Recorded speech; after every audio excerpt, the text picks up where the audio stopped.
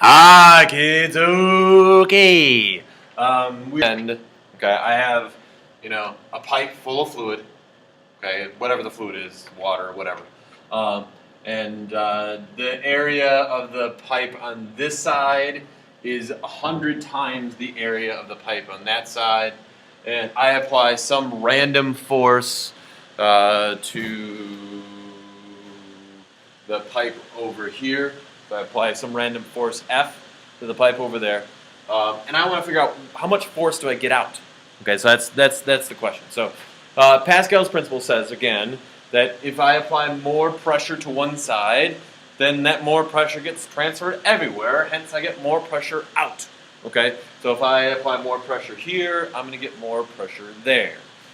So that okay, whatever pressure I apply over here, well, if I'm applying on that side, pressure 1 is going to be equal to force, well, pressure 1 has to be equal to pressure 2. So whatever pressure I apply there, I have to get out over here.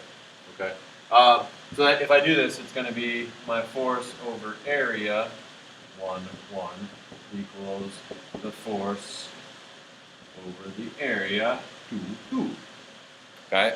So if you take a look at this, well, if area 2 is 100 times that, I'm going to end up with F over A equals F2 over 100A. So goodbye. So, oh yeah, my F2 is going to be 100 times as big.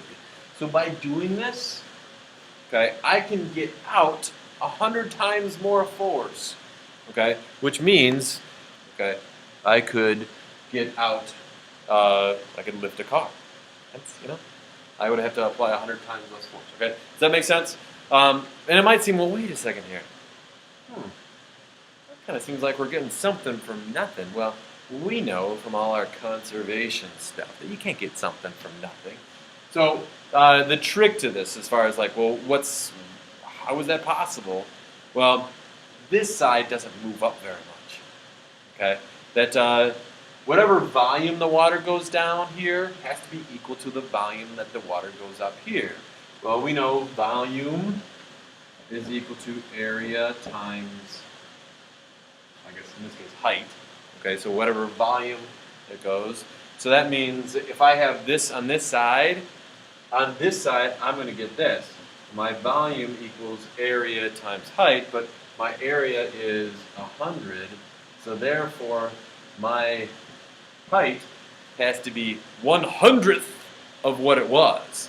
So that if I push this down 1 meter, this is only going to go up 1 centimeter. Does that make sense? Because this idea that the volume has to stay the same. So in other words, it's like this: A times Y has to be equal to my new A1 Y1. So that if I do my numbers like I said, if this is this times this, then this is 100. This, well, that has to be 1/100th of Y. Okay, so it has to be. It's not going to move hardly at all.